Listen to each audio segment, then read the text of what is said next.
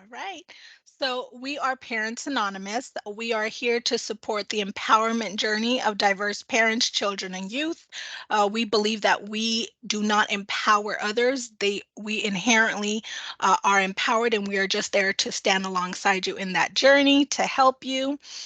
So that's who Parents Anonymous is. Let me tell you a little bit more about our history. So Parents Anonymous has been around for quite a while, since 1969. And so the woman at the top in the black and white, that's actually our founder. She is Jolly Kay. Let me actually make this. Let me see if I can make this bigger. One second. Let me see if I could stand up. Okay, there we go. So the vision of Parents Anonymous is we envision a just society where all parents, children, and youth thrive in resilient families and communities. Our mission is that we support the empowerment journey of diverse parents, children, and youth to build on the inherent strengths, right, of families and communities through shared leadership to advance equitable social change, resulting in positive outcomes for all. So let me tell you a little bit more about how this all started. So like I said, 1969, and it actually started with a parent, and that's Jolly Kay. And so she was the original parent leader, started in 1969 with her and her social worker. So she actually had a CPS case where her child was detained, taken out of her custody. She eventually got her back. At the end of that, she told her social worker, I still don't feel like I have gotten what I needed. He then said, well, what exactly do you need? She said, I need support from other parents like myself who know my journey, who know this journey of parenting and the struggles, right, that brings along. And I need that support. And so along with him, they created together the first Parents Anonymous group. And Wow. so, yeah, it was the parents that his caseload, right, that he brought, and then her with it was that peer support, right? That's what's so beautiful about what this is. And so that's how it all started. And so we are evidence-based. Um, so we are evidence-based, and we have our groups that are now all virtual. So that's what's amazing about it. It's all on Zoom. And if you think of 1, 2, 3, it is once a week, 2 hours for 3 months. So that's how I like to have people remember 1, 2, 3, right? So we are evidence-based. I'll tell you a little bit about what makes us evidence-based, but let me go ahead and go a little forward. So these are the guiding principles and therapeutic processes of our Parents Anonymous group. So we have four, our guiding principles and processes. Mutual support, that is the giving and getting of support, right? These parents are giving the support to other parents, but they're also getting the support. So it's that mutual support that is so different and beautiful. Parent leadership. Every single parent has the actual ability to become a leader in group. It's not the ability, they do have it. So we actually rotate through the group, and every parent has the opportunity to be the parent leader in that group. What does that mean? Alongside with a master's level facilitator like myself, I also facilitate groups. They help to actually guide the conversations, help to engage the other parents, right? And so they will popcorn it to other parents. They'll ask, follow up more detailed questions. How did that make you feel? Or what about that made you, change the way you parented? And so coming from parents and helping that facilitator, it really is a different dynamic that isn't really present in many organizations that are doing parent support, right? Because it's very much led by facilitators and really just heavy, right, on that formal type of way. But this is different. And so you'll see the dynamic is very different in these groups, and parents really appreciate other parents supporting them because they understand, okay, you understand what I'm going through, and they hear their stories, which allows them to become more vulnerable and trusting in that process. So that's a really beautiful thing.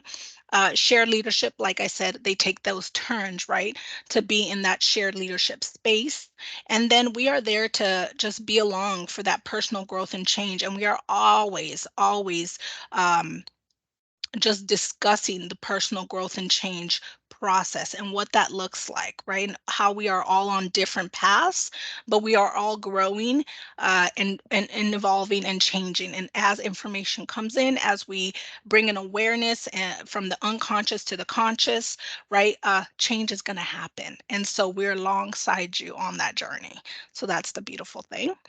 Another thing that is really awesome that we have that started in 2020, we actually have the California Parent and Youth Helpline. We actually launched it with Governor Newsom. And so this was, during the pandemic, during the time where parents were struggling, right? They were teachers, parents, you were full-time employees, you were still working. And so, you had to learn how to be a teacher, you had to parent your children. It was just parents were struggling, kids were struggling. And so, our CEO and president, knew that this was happening. And, she's like, you know what, we need a helpline. We need a helpline to be able to provide this emotional support for parents, children, and youth. So it's not just parents, because we know children were struggling a lot. Some of us as adults, we were fine with maybe a little isolation. I know I was.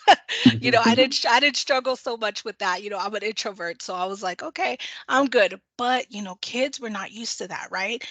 Children are very social for the most part. They need those friends, the camaraderie.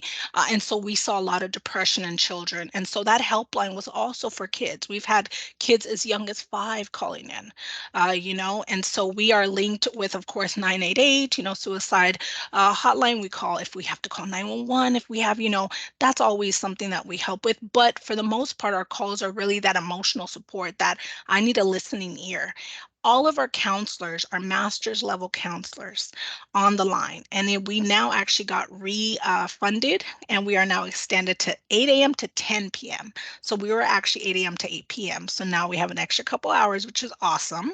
And the amazing part of our helpline, which I think would be so beneficial for the parents, children, and youth that you all service, is that they can not only, it's not only calling, it's also texting, a live chat, an email, and video chat. So there's all of these different ways. We know that kids aren't going to be so inclined to call, maybe, right? They're texters, or maybe, we've encountered parents, children, and youth who are in unsafe situations, vulnerable situations that they may not be able to call. It's not safe, right? But if you can live chat, if you can text, and still get that support that you need and that help that you need, that was so crucial for so many.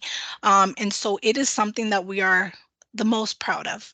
And we've just seen so much amazing things come out of that, so much help that is being provided, crucial, critical help, right? And so the most part I love is that children and youth can call, text, or live chat. And I'm always, when I'm doing outreach in the community, and parents come up with their kids, I give the kids the cards, specifically to them. And I say, look, this is for you. And I tell the parents, it's okay if they call. You want them to talk to someone, even if it's not you.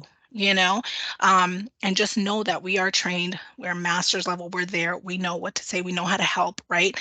And so that's what's an amazing thing. And I think this is one of the best, most valuable things, that if you take anything away from this, right? We're going to give you those helpline cards. I can send you the PDF, whatever you need, because everyone should have this, everyone in California, because we all need emotional support. And if you're not a parent, we'll still accept you. We're not going to turn anyone away, so that's not an issue. So yeah, I just wanted to tell you a little bit about the helpline, because I really do believe that that is kind of like the first base, like, hey, we know you're struggling. We know this, dealing with either an adult with disabilities themselves, or a parent with the children with disabilities, right? Whether it be cognitive, whether it be physical, whether it be both, whatever it is challenging. And it is very stressful, and it is emotionally taxing. And so this helpline is just so beneficial and just so crucial for so many, because, we worry that when people are in high stress situations, when you are having to care for children, especially children with special needs, oftentimes we see that vulnerable population of 0 to 5, right? Where the most abuse and CPS calls happen. Why? Right? Because those are the neediest of them, right? And so imagine adding to that, children with disabilities on top of your parenting other kids, on top of that, you have to work a full-time job.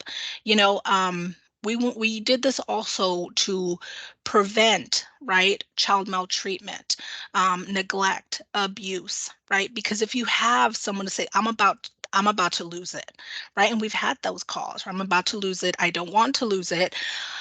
I need to take a breather. I need something, right? And so we're there to stand alongside you, to just be there with you through that hard, difficult time. Sometimes that's all somebody needs, right? And so, like I said, we launched in 2020 and it's been going amazing since. It is an innovative first responder system for families. We are evidence-based emotional support by compassionate and trained helpline counselors. Like I said, master's level counselors, they all get, supervised. Emotional support, like I said, via call, text, live chat, video chat, and email. So that's awesome. And we are every single day. Everything we do is free at Parents Anonymous. So if you were wondering, everything we do is free. We make sure that we are, our research and development team is out there and just seeking all grants and all types of, to be able to never have to have a parent pay for any services that they receive. We don't ask any information as far as insurance and as far as nothing. Just where do you live? If it's the helpline, as long as you're in California, you're good, right? If it's a group, you're in California, you're good. That's all we need. That's all we need to know. And so, we are English, Spanish, if you're wondering, and every other language. How do we do that? Because we have translation services and it's a seamless translation. So there's no gap in it. So it's a really beautiful thing. So, that is super important, right? We don't want to limit it to any population, any language. And so every single language, you don't have to worry about that. And so, yeah, any questions before I keep going? No, not from me. Thank you. I'll have a Okay. few at the end, but I'm gonna wait and see if they're answered and, I have one Okay. also, and I'm waiting to see. Okay. So, how do we get parents into these groups, right? That's like number one question. So, in the groups, what we do is we do a building family strengths interview. It's a pre-survey. We also do a post-survey to see, and that's how you're going to find out how we are evidence-based and how we've been shown and proven, right, to actually make an impact on child maltreatment, on recidivism into the child welfare system. You're going to see that in a couple slides. But in that pre-survey that is done via Zoom, we are going to go over the group guidelines. We're going to sign consent, and we're also going to do the questionnaire. What is a questionnaire? We pull from the 5 protective factors, right? And we also include the ACEs. So those are the 2 that we're getting all that information and pulling. So we have our research and development team is amazing. And, they have just, you're going to see how amazing they are and what we were able to accomplish and kind of what the nation has said about about Parents Anonymous. So a little bit about the group and the group structure. How does group work? So we do an opening statement and group guidelines at every single group. Why is that? Because even if you've been there 2, 3, 5, 10 times, it is so important, because we are evidence-based, that we actually follow the model fidelity. So it's important to do that. So we actually are very structured in our group in the way that we outline group. But as far as what we talk about, that is open, right? So we have our monthly themes. Oh, sorry, I'm getting like itchy on my nose. I don't know, I have an allergic reaction, but um, so we have, our monthly themes, and I can discuss that further later if you have questions about that. But that kind of helps to guide conversations, and oftentimes it matches like the national, themes as far as, Substance Abuse Recovery and Prevention Month, right? Mental Health Awareness Month, things like that. This month in October is about bullying and preventing prejudice and talking about that. So it's really awesome. So that's a little bit about our group guidelines. We also do guided meditation by Dr. Lisa, who is our president and CEO. So we start with that. And why is guided meditation important? Well, we're discussing a lot of sensitive topics. Oftentimes, as I think we all know here, we're going about our day and we're very busy and we're very just focused on the task at hand and what I got to get done. So somebody like me, I don't have time to drop into my feelings and what's going on, and I have this in the background, right? I I buried it a little bit. And when I have the time and the space and even the energy, I'll get to that, the emotions, because I can't survive sometimes, right? Many parents, I can't survive and do what I got to do if I'm always feeling what I'm feeling, right? And so, but we need you to be able to drop into your feelings and bring a lot of what's unconscious to the conscious and bring up the awareness to be able to really delve deeper and actually impact that personal growth and change, right? So us as master's level facilitators, that's what we're trained to do. So we have a little bit more of that way to be able to do that, right? And how we use our interview skills, open-ended questions, right? Closed-ended questions. We all know a little bit about that. And so that's how you're really going to see the most impact and change in personal growth. Because for parents, a lot of our parents are coming from, sometimes they've had some history of neglect or abuse, or they're just really struggling and they don't have a great personal, connection with their children, an emotional connection, and they don't know how to do that. So we as facilitators have to help in that and to bring an awareness, and let's delve a little deeper, right? And so that's where that meditation comes in. It grounds them and it able to actually help them to reflect and be able to just be ready to talk. And then us as facilitators know how to close that and bring it to a safe place to be able to, like, okay, now we put that away, right? And now you can go about your day. We always end with a closing positive activity and reflection. So that's a little bit about groups and kind of what would a group look like for a parent. So that's a little bit about us. But what I'm most excited about, because I'm a little nerd, is I want to talk a little bit about, how are we evidence-based and what does that mean?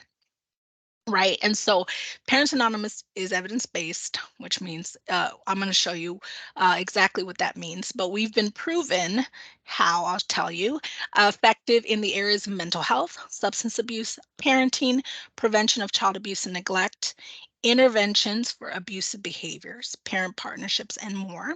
So we are actually recognized as one in only 5 nationwide programs, okay, nationwide, to actually make a sustained impact on child safety by the Title IV-E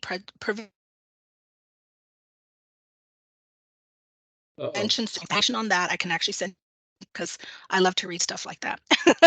So what is that? What is the Title IV-E clearinghouse? If we don't know, it was established by the Administration for Children and Families, and it actually is within the U.S. Department of Health and Human Services, if you could see there, to conduct an objective and transparent, which is really important, review of research on programs and services intended to provide enhanced support of children and families and prevent foster care placements. So we actually did not submit for this at all. Like, we didn't say, hey, choose us, or hey, look at our stuff.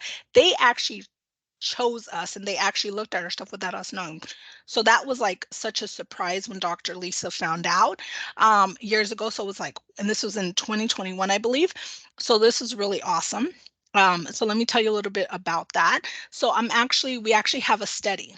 So we actually have a study. It's currently on pause, but we're going to restart it, where we have a control group and a treatment group. And that's how we were able to show, right, how we actually have been able to sustain this impact on the recidivism into the child welfare system.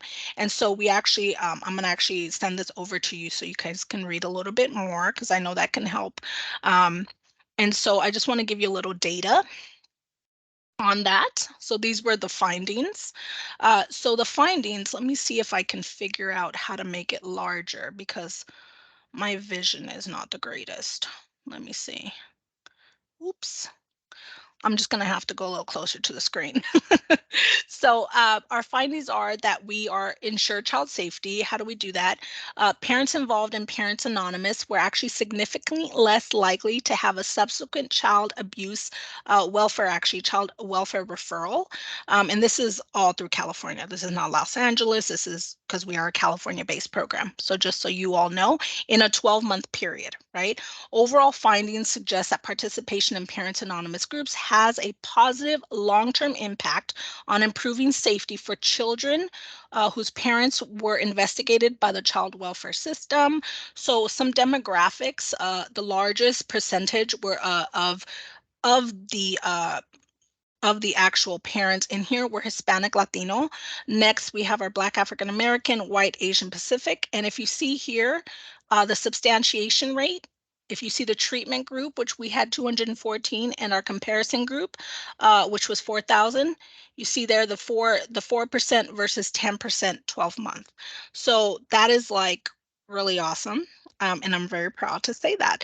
I can actually send you more information about that so you can kind of delve a little deeper. But this is a little snapshot, right, about how we've been able to do that, and we've continuously had that since our.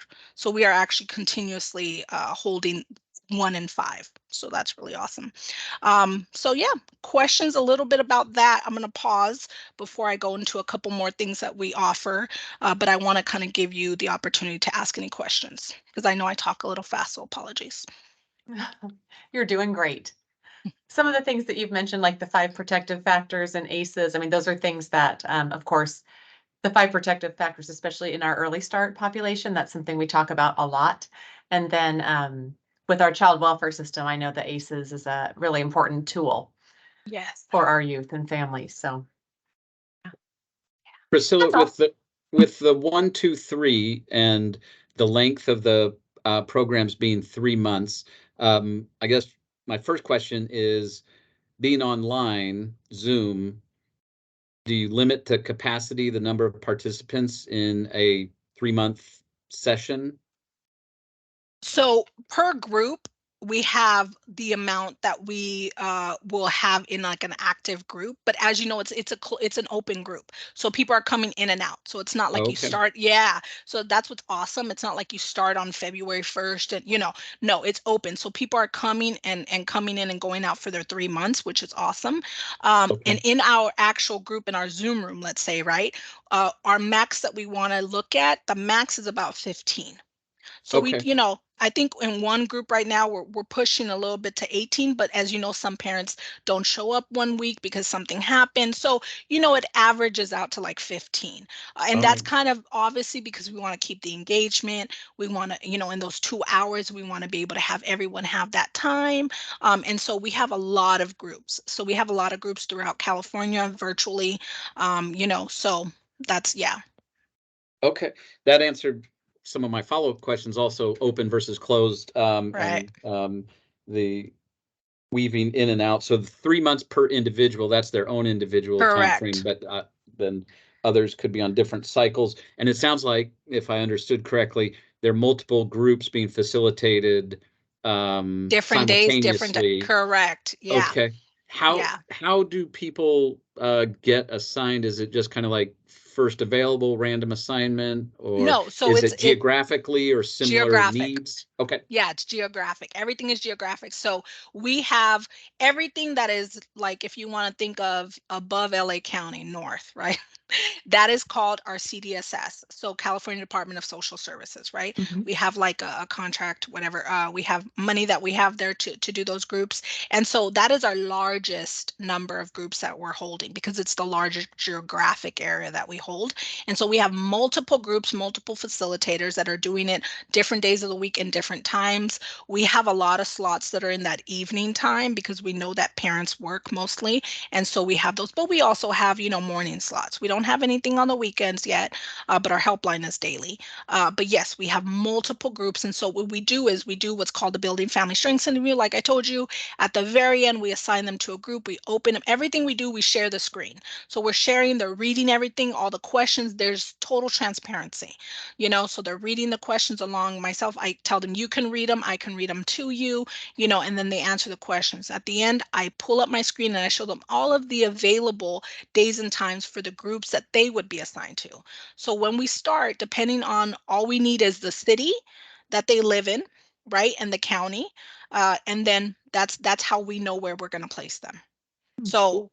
I think all the counties that you all do are going to be CDSS groups, which are the largest groups that we have. And so, yeah, so that's how we do it. And then I say, okay, we have, Monday, Tuesday, when, these different, what works for your schedule, and so that's how we do it. I assign them. Then at that point, well, not myself, it's whoever is doing the Building Family Strengths interview. They're all master's level facilitators and counselors that are going to do the Building Family Strengths interview. We just schedule them based off the parents' availability, the counselor's availability, but it happens very fast, like next day. They can do the Building Family Strengths interview by next week, if not the same week, depending on the day they chose. They can already start group. Let's say they did the Building Family Strengths interview on a Monday and they chose a Thursday group. That Thursday, they're in group. So there's no wait. That's what's awesome. I love that. Because sometimes, because sometimes if you're making them wait too long, there's no wait with us. And so you're going to have that engagement be an issue, right? They may forget, they may not be as motivated. And so we want to grab them right when they're like, okay, I'm motivated. I'm right. So, yeah. I have a question around, oh, sorry, Herman. Of course. Go ahead, Jen. Go ahead. Oh, I was just curious about the anonymous part. Oh, so let me tell you a little bit about that. Yes. I always have to tell people we're not facilitated with 12 steps. However, what I loved the other day, believe it or not, I was actually in a Lyft. I was going somewhere, and the driver said something, and I said, "Oh, I'm going back to work." He said, "Oh, where do you work?" And I told him. He says, "Oh, Parents Anonymous. Are you, affiliated?" I go, "No, we're not affiliated." He goes, "Oh, okay. What do you do?" And I told him what we did. He says, "Actually, I can see where the anonymous came from." I said, "How?"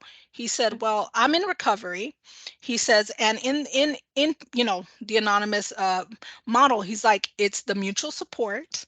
He said, "You talked about mutual support. We do the same. You talked about parent leadership. It's the same with us. Everybody has a chance to become kind of a leader of that group, of that whatever meeting." Yeah. So he was actually and I went, I never thought of it. And he's the one that told me, right? And I thought, so now I know how to, so I think it had a lot to do with that model, right? And so as you know, AA and the anonymous has been around since, I think he told me since the 30s. That's what he said. It was like the 1930s. It's been around. Gosh. So, right. And so this is 1969, right? So maybe, I can't think of what you said, but yeah, I think they had a lot to do with kind of the envisioned model of it, and that those 4 processes of the mutual support, the shared leadership, right? Yes. And so I think that's where it comes from. Thank to be you. honest. Okay, so it's not that the parents are anonymous. I mean, we know who they are. Yes, they know each other, right? But of course we have the HIPAA, so everything's confidential. But yes, they can't be like, I'm, whatever. We know your name. You have to give us your name, but exactly. I think it's more of how it's run and kind of, so I've been wondering that since you emailed me. I thought, interesting. Where's the anonymous piece come in? I was really grateful that he talked. I was like, oh my, because I know about AA and NA, but I never thought of it in that way. And I thought, that's so cool. I was like, no wonder. So yeah. Okay, thank you. Yeah, that was my big question. Yeah. This is more so a little bit out of curiosity, but also you said no wait list. So what's your current enrollment or census? How many individuals are you serving as an organization on any given day? And is there a capacity? Like you said, no wait list, but if you want to keep groups at 15, do you just find time to open another group? So that's what we're usually doing, but because it's 3 months, it's limited, right? That's where if it was longer, I think it would become a little bit more of an issue. Maybe we'd have to have more groups, but because it's 3 months and people are coming and going, I think it's a lot easier to just maintain where we're at. As far as the numbers, I can definitely get that information because, like I said, we have a research and development team that every single day, and we have actually our online system that was created, our portal that we have all the data on, right? So I can definitely get you that information. Just email me, hey, wondering these 2 questions, and I will get that information to you by next week. No worries. Again, just curious and maybe a little concerned that perhaps with growing popularity and awareness that you do get saturated. And that's what we want. Yeah, right? That's what we Yeah. want. And that what we do is we say, okay, we need more. Let's go figure out the funding, right? Let's get more Yeah. grants. Let's go do that. Let's figure out partnerships. Let's work with what, right? And so that's where we're at. That's how we operate, and we've been very successful at doing it and growing. We've grown Awesome. tremendously, just from when it was just groups. And that's something that I was going to tell you. We're not just groups now. We have so many programs now, so another program that I wanted to discuss with you was our Cal Hope program. So this is where it's peer support. I don't know if you've heard a lot about the peer support, Medi-Cal peer support certification. So we actually have a Medi-Cal peer support certification program where, anybody who is 18 or older, has a GED or equivalent high school diploma can actually, and has a lived experience, right, of either whether it's themselves or close family members with mental health or substance abuse, can actually get this training and become certified after taking a state exam. The great thing about this is an expensive certification, but we got funding and we sought out funding to be able to actually do this to where the applicants and the participants do not incur a cost. So that's a big deal because this is thousands of dollars for this program. But a lot of times our parents that are in our groups, we see them and they have this leadership skill, right? This leadership ability, this natural passion, this just ability. And so we see that, and oftentimes we're like, even within group, I just recently have two parents who I said, I think you would really be great at this peer support thing. They're like, what's that? I talked to them about it and they're like, I really am interested in that because, I haven't found what I want to do. My job is this, I work at Target, right? But I'm like, this is a big deal. Like Department of Mental Health, they now have a peer support division, right? And so this is getting big. This is growing in all of California. And so we have that to offer as well. Just so you all know, to anybody that is interested in that. But our Cal Hope program, let me actually go and tell you a little bit about our Cal Hope program. Let me just move forward a little bit. This is Antonia, but she unfortunately is not here. So this is what I was saying about the Medi-Cal peer training. It's actually to become certified in the state of California and share your lived experience in a way that will heavily impact lives. We actually pay for you and actually help you study for the state exam. We walk you through that, and we actually 6 months after that, we actually help with job placement and work with to try to get you placed in a job. Lanita, Awesome. Lanita Mims is actually overseeing that, and that is a closed training. So it starts, and it's I have more information on it, but I believe it's for 8 weeks. 8 weeks each group, each session, each cohort. And so we have them every couple months. And so we have our group. I'm not sure exactly what the max is to actually do it, how many they have in that group, but it's been really growing. And so it's an amazing thing to do. And so the fact that we are able to not have to, have parents incur, or not, they're not all parents actually, have people incur any costs on this is huge. Right. And so now they have a career path, and they're just using their own lived experience and their inherent just ability to help others. Right. And so I think that's really awesome. They'll have the opportunity to encourage and support individuals battling mental health issues, substance abuse disorders, and it's not only for adults, it's also children and youth they support as well. And we have, it is all throughout California. And so many organizations have actually Cal Hope programs. And so Cal Hope is all online for the most part, but we also do a teen group over here in LA County.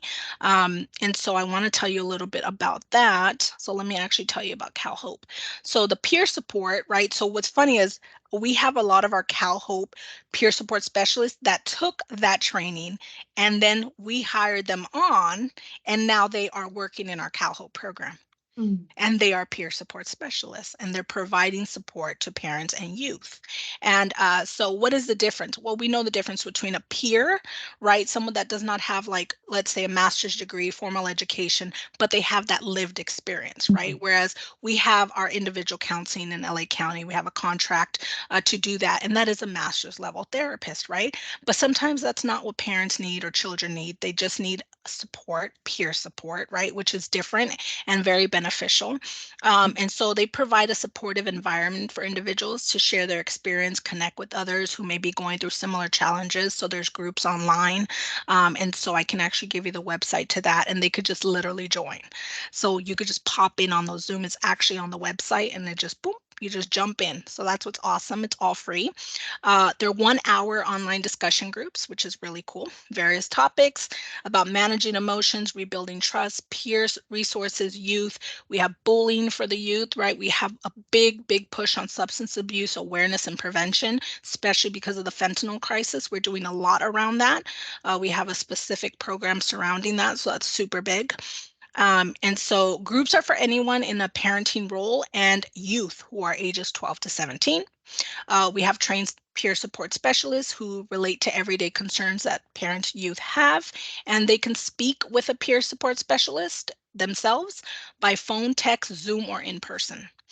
In person is obviously here in LA County, but they obviously have the online versions. So yeah. Any questions about our CalHope program? That's another thing that I think would be a beneficial thing for our parents and youth.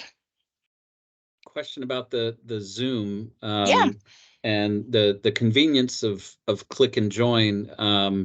Does that mean someone has to be on the other end, I guess, to facilitate, so that there has to Yeah, be it's a maybe some schedule. schedule? Yeah, Okay. it's a schedule. So if I can actually give you the website, and there's a website, and it actually has like a calendar, and it says this day at this time, it's this topic discussion group. And so, Okay. yeah, exactly. So it's really cool. I think And that's a then great thing. just a concern that always comes to mind in terms of sort of open access meeting security, and I imagine there's the ability to expel, if Oh necessary, yeah. individuals that are disruptive Yes. intentionally. And okay. 100%. Okay. 100%. That's what's great about Zoom. You have all Yeah. those Yeah. controls.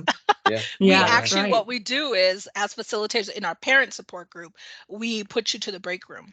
So we in that parent right, like I told about the guidelines and the opening statement, it Mhm. actually has the rules for group. We have to have rules, right? And so Yeah. it's your camera has to be on, because we are so big on HIPAA compliance. We actually have it to where parents have to be in a isolated space in a room with no one else around, no children. So you do have to have someone taking care of your kids if they're young age, tender age, right? Of course, we have a 17-year-old, he could take care of your, 10-year-old, whatever. That's fine. Why is that? Well, anything can happen. Let's say you're in Yeah. a group and you're a parent and you left your kid out there, something happens. We don't want that, So we make sure to ask you that, and we make sure to tell you these are the things. We tell you make sure your microphone is muted unless you are sharing, right? Your camera is on. You have to have headphones, because what if there is someone outside on the other door and they can hear another parent, right? You don't care if they hear you. That's your family sometimes. But we are HIPAA compliant. We need to make sure, right? So let's say we've had it to where parents are on the screen and we see someone in the background just walk by. Oh, and so I will literally I will chat and just I'll text, because hey, reminder, this, you need to put on your headphones, you need to go to a private space, you need to tell so and so, please go off camera, let them know, if I see this again, unfortunately, I'm going to have to put you into a breakout room, or I'm going to have you leave group. And that is all done great through chat or through text message, because we do have everybody's information and we are texting them the link every single week. We are in constant communication with each parent. We are supporting them throughout the week as facilitators. So that happens for sure. Crazy stuff happens with parents, but for the most part, because we do read the guidelines, every single group, we already let them know that during during the interview, the survey, we tell them the first thing we do in group. So it's kind of like, if you're continuing to do that, come on, so we have to have a conversation with you, right? But it really doesn't happen as often because it is like a repeat thing that we talk about, and we really stick to that standard because we are evidence-based and we have to follow the model fidelity. It's a very big deal to us. So yeah. Yeah. Any other questions you guys have, or any curiosities? I don't think so. I have a meeting at 2, so I Okay. just want you to know that. I'll have to No worries. excuse myself, but Of I love course. everything that you're sharing.